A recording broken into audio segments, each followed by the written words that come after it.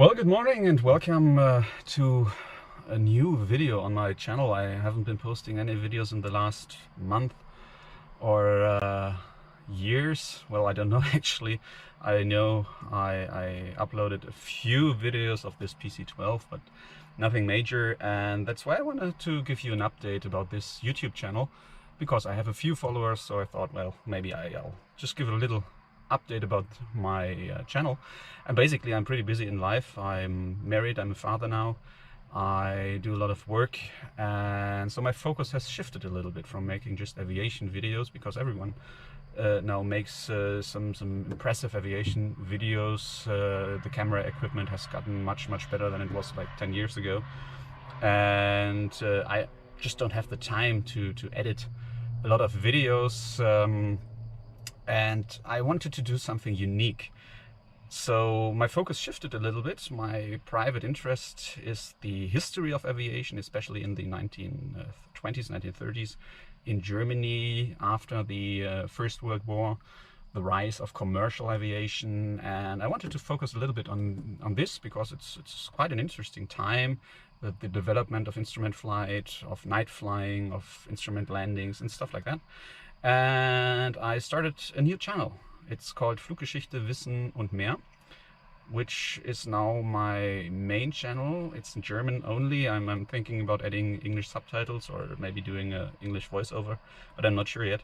So right now it's just German only. I release one episode per month. That's at least my goal, if I manage to do that in time. And yeah, I'll focus on the history of German aviation. I use a lot of original documents, books, reports, and so forth to report on certain subjects. So any of you German-speaking followers, you can head over there, you can check it out. I'll put a link down here in the comment section. And yeah, that's my main focus.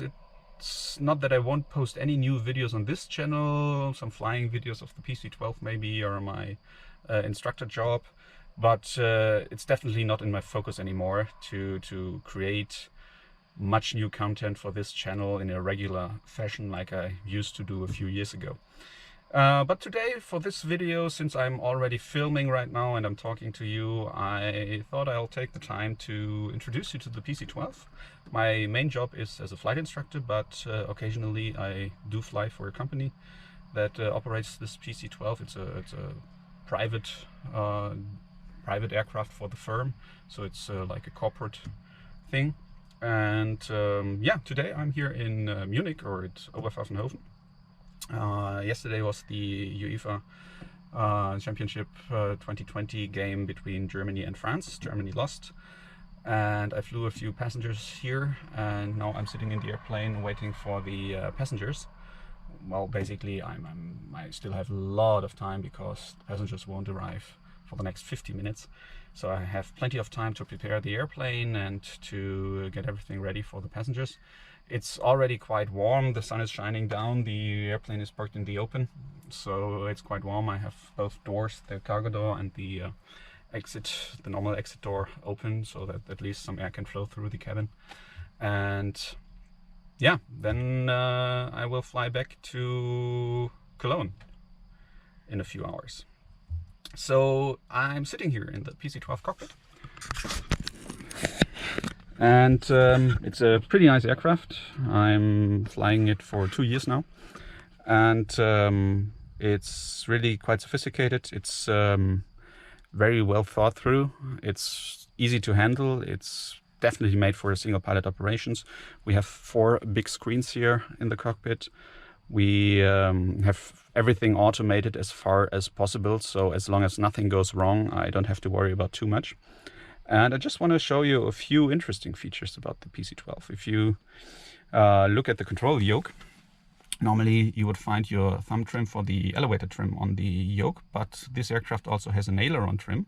So it's actually like a small joystick, a coolie head, where you can push the switch in 4 directions. So this would be the elevator trim, and left, right is the aileron trim.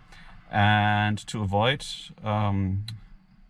any control inputs or any trim inputs that are not commanded, that I don't want to, I have a safety feature on the other side of the yoke. I'm not sure how good you can see it. There's a sort of trigger button, like on a gun.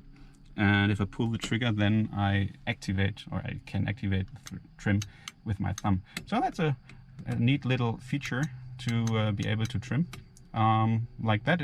It's a little bit different if you're just used to your thumb trim switch, which is normally a dual layout to avoid a trim runaway.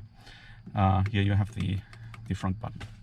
Another interesting thing is the pusher interrupt. This airplane is equipped with a stick pusher, so in case my angle of attack gets too large, first I will get a stall warning, a stick shaker, and then if the stick shaker continues and I don't do anything for at least 3 seconds, I have 2 AOA probes. If those indicates an exceedance or approach to the critical angle of attack for more than 3 seconds, I'll get a stick pusher. And in case there's something, there's a situation where I don't want that stick pusher, I can hold down this button, pusher interrupt, and this will actually interrupt the stick pusher. And I also have a big circuit breaker down here that is marked in red, pusher system, to deactivate the pusher system. But normally you wouldn't do that because it's a safety feature. Another interesting thing is I just have the power lever for the engine. I don't need to worry about engine RPM or anything. And since the engine, it has 1200 horsepower, it generates a lot of torque when I'm in idle or nearly idle on approach, and I need to go around. I need to use the rudder quite hard, or I need to use a lot of rudder to counteract the yaw of the aeroplane. And so my trim, my rudder trim, is actually on the power lever. So basically my hand would be here, and with my index finger and my middle finger I can control the rudder trim, which is quite a nice feature. So you don't need to get your hands off the throttle to adjust some trim knob. You do it all with one hand. The big screens here are no touch screens. I can control them on 3 different ways. I have line select keys, left and right, or display select keys. So I can access options on the screens. I have my keyboard here where I can enter stuff, and a little joystick where I can maneuver around the screens with a sort of mouse with a crosshair. And I have a trackball controller where I can use a trackball just like a computer mouse to actually move on the screen. And there's a little scroll wheel around here, and there's a mouse button on here, and the scroll wheel actually also has a small push button in it. Yeah, that's quite a nice airplane. You see in the cabin, it's not too big, but it's also not too small. It's a nice little airplane. So now I'm going to take you on the outside check as I quickly do a walk around. I just removed all the covers, and yeah, basically I'll see that everything is in order. I start at the back and then move around the airplane back to the front door. And basically what I check is for anything that looks unusual, any dents in the airframe or anything like that, and any open doors or stuff like that. Obviously the cargo door right now is open, and now I go back here. We have an oxygen bottle that is sitting here in the back for the oxygen masks, and the cabin is actually too small. The ceiling is too small to have chemical oxygen generators, so we have an oxygen bottle that's supplying all the oxygen masks.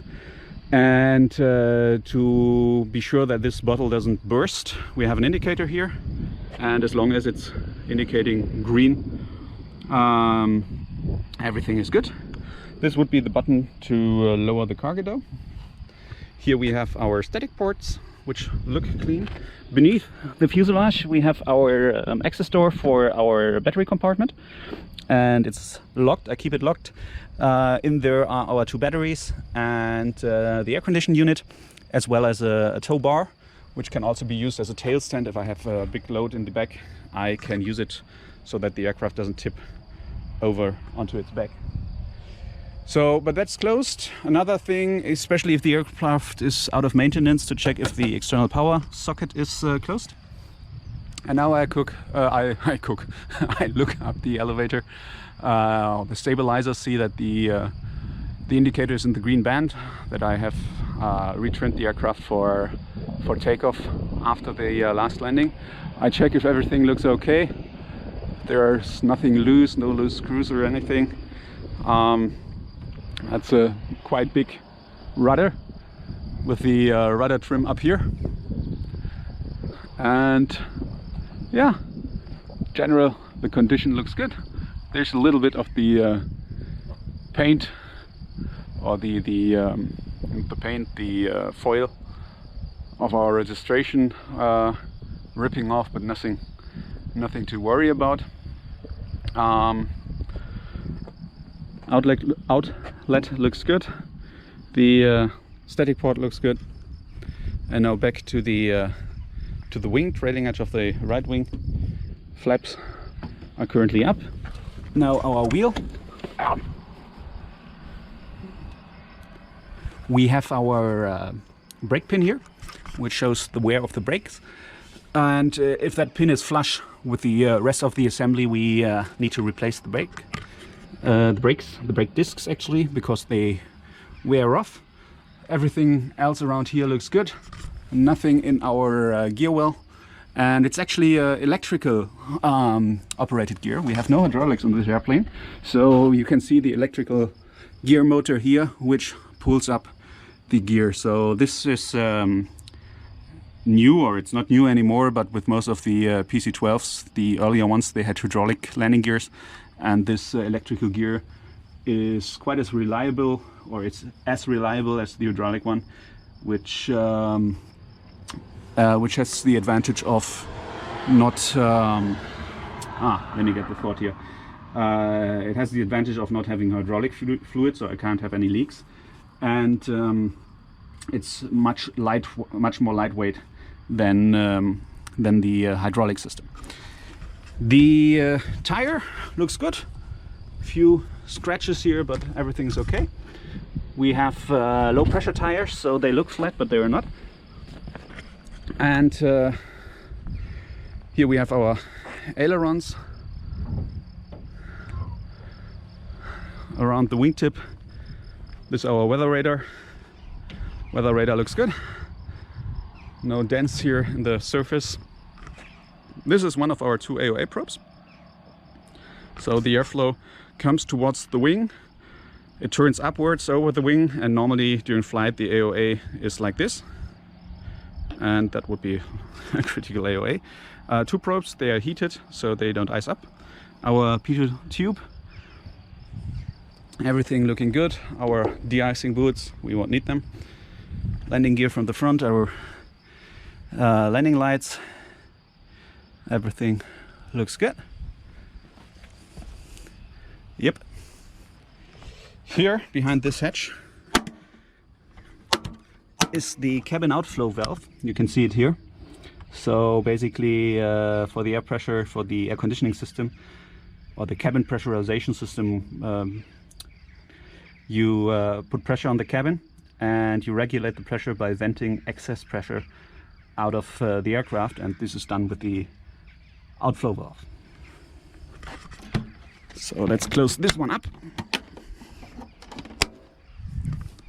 Everything looks good here. Nose gear so far looks good as well. Engine cover is flush. This is our exhaust. And now let's look at the propeller. It's a free turbine, so the turbine is not connected to the main engine. But the hot gases from the exhaust of our turbine, the PT6, are turning another turbine, which is then connected to the propeller, so I can spin it quite freely. And now I'm counting blade numbers. We have 5 blades and check every blade. So this one looks good. 1, 2, 3, 4, and 5. Everything seems to be in order. Those markings here are actually quite interesting. They are for calibrating the engine gauges for the RPM. So normally the propeller blades, now the propeller is feathered, but normally the propeller blades would rotate like that. And then there would be a technician sitting in the cockpit with a sort of special camera, and he can actually trace those markings passing by to determine the RPM of the propeller. Quite interesting. Our inlets look good. Our main air inlet leading towards the engine, that's good. This area is heated by hot air in flight, so after landing it's quite hot. Shouldn't be touching it. And another interesting thing about this airplane, inlets look good. Didn't forget any covers. Inlets down there look good as well. Another interesting thing is to check the oil for the engine, and the manufacturer recommends to check the oil after the engine has been run, within 10 minutes after shutdown, because this will give you the most accurate reading. And if I now open this cover, it's quite difficult with one hand. You can see the oil indicator here, and it's a little bit above add 1. So if it goes below add 1, I have to add 1 can of oil. And yesterday, after the flight, it was actually even a little bit more. So we're good on the oil. Everything is good. So nothing to worry about. You can see the engine here and our accessories on the aft of the engines. We have 2 alternators that power the whole aircraft systems, which also are acting as starters during startup, which is quite a heavy load on those 2 things, because both starters engaging consume around 600 amperes, which is quite a lot. So everything around here looks good. No dents, nothing. Left main gear looks good as well. Going along the leading edge of the left wing, pitot tube is looking good. Small little drain hole down here, so if any liquid comes in, it will be pushed out there. Our other AOA probe is moving freely as well. And then we go to the back. Our aileron moving freely, squeaking a little bit. Flaps looking good. And our left wheel is looking good as well. Brake pins are also good looking and in good shape. And the landing gear, well, there's also no obstruction in there. And that's it. We're back at the front. 9 minutes of video time for the outside check. And with removing the covers, it takes around 10 minutes to pre-flight the aircraft from the outside.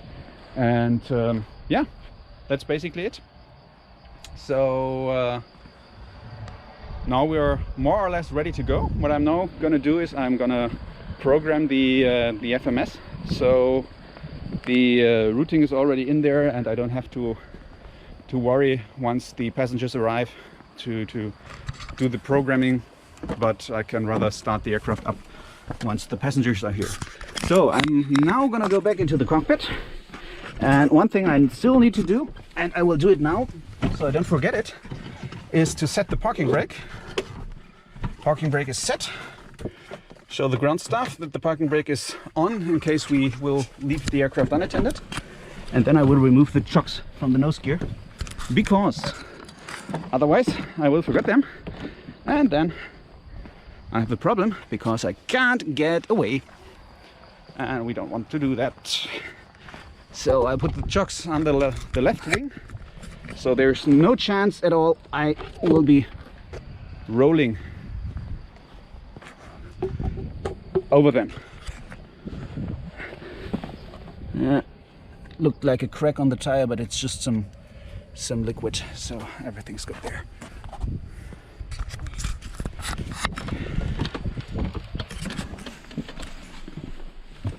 Okay, now I'm back in the aircraft, and we have a small overhead panel here. Basically, it's our generators, our batteries, and everything of the electronics that I control here. We have our light switches here, the engine ignition, our fuel pumps, and a few system test switches. And what I will now do is put the standby bus 2 on, which will take power from the number 2 battery, and it will just power our lower MFD to so that I'm able to program the FMS. And basically, I just got a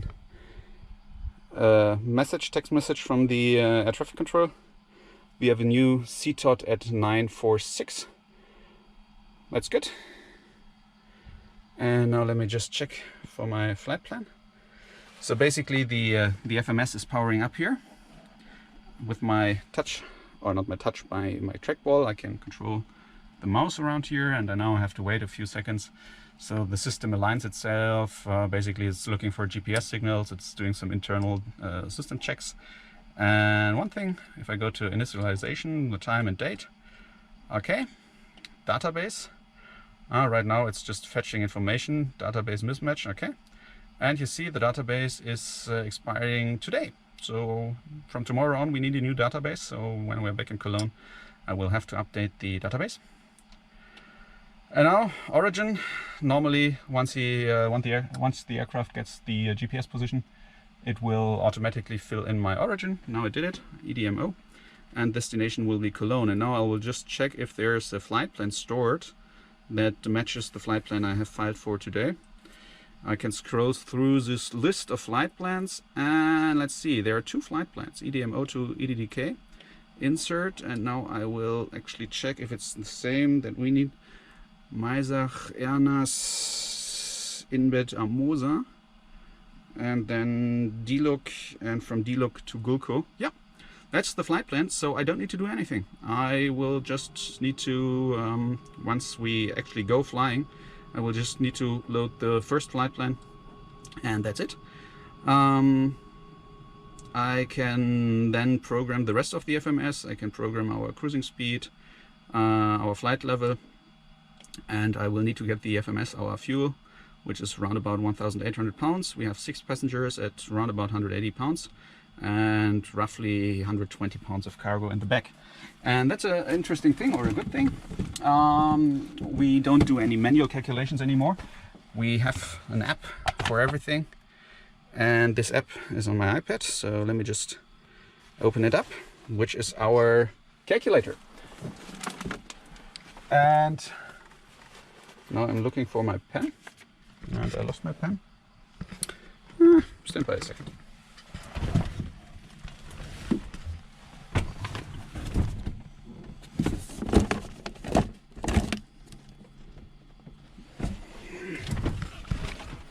What the heck did I do?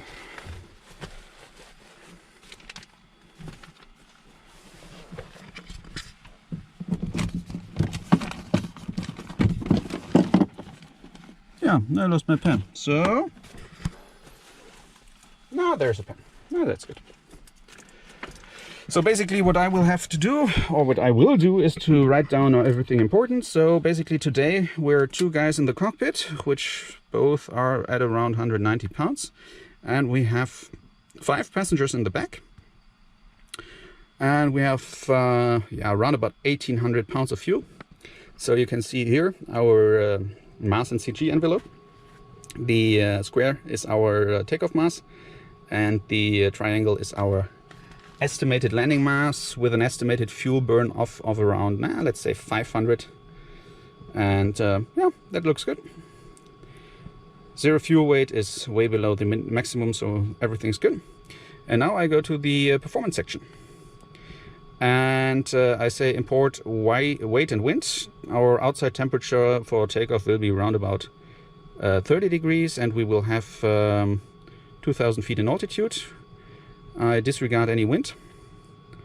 And that gives us a takeoff ground roll of 613 and a total distance of 971 meters. Accelerate stop distance if we need to abort the takeoff 1,145 meters. And our rotation speed is 81 knots. So VR is 81 knots because later on we have to add it here to our flight computer. And by the way, right now we don't need the power, so I turn the electrics off again.